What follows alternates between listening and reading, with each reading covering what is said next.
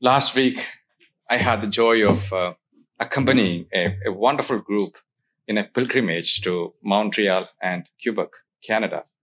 And one of our stop was the shrine of Saint Anne de Beaupré in Quebec, nestled along the St. Lawrence River. And this shrine has welcomed pilgrims for over 350 years.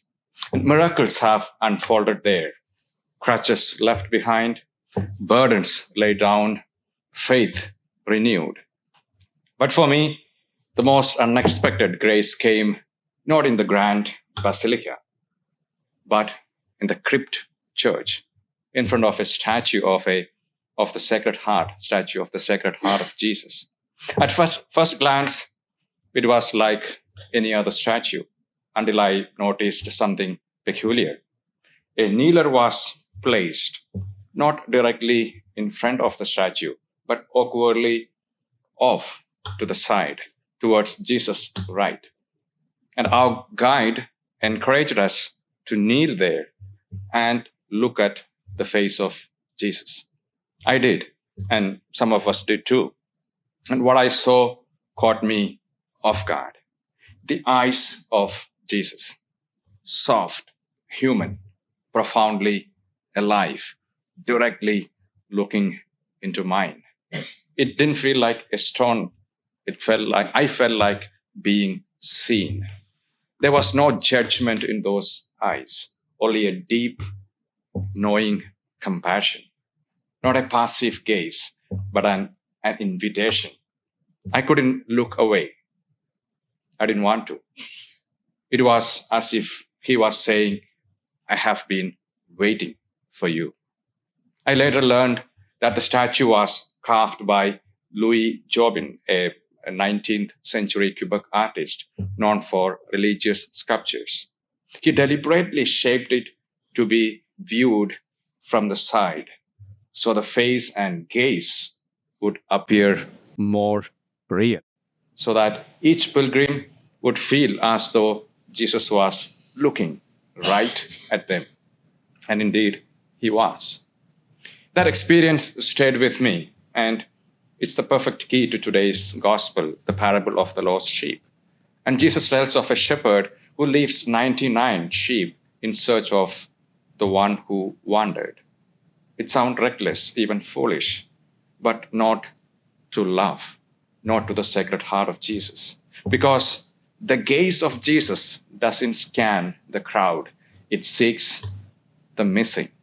It's the look of a shepherd who doesn't stop counting at 99. He notices who is in there. He sees what others overlook. He searches not to scold, but to carry it back to the fold. And when I knelt beside that statue, I wasn't thinking about theology or devotionals. Of course, I did pray for my intentions, but more so, I was simply found. And that gaze reminded me, I am not lost in a crowd. I am seen, I am chosen, and so are you. And that's what this solemnity celebrates today. Not a heart of sentiment, but a heart on fire with love that pursues, that persists, and gazes until we are home. The Sacred Heart it's not a distant emblem. It's God's relentless tenderness wrapped in humanity. Our founder, our holy founder, Blessed Basil Morrow, entrusted the priest of the Congregation of Holy Cross to the Sacred Heart of Jesus. He knew that true pastoral ministry begins not from the pulpit, but from a gaze that listens, a gaze that searches and lifts people up. He called us to embody not the heart of a manager, but the heart of a shepherd who sees the one who is lost. So let me ask you, when was the last time you allowed Jesus to really look at you? Not at your resume of accomplishments or your carefully managed appearance, but the real you, the weary you, the doubting you, the hurting you. And today, Jesus looks at that you and says, "You are mine." He doesn't just wait for you to find your way back. He comes to find you. And when he does, he doesn't lecture you, he lifts you up. He rejoices, he throws a feast.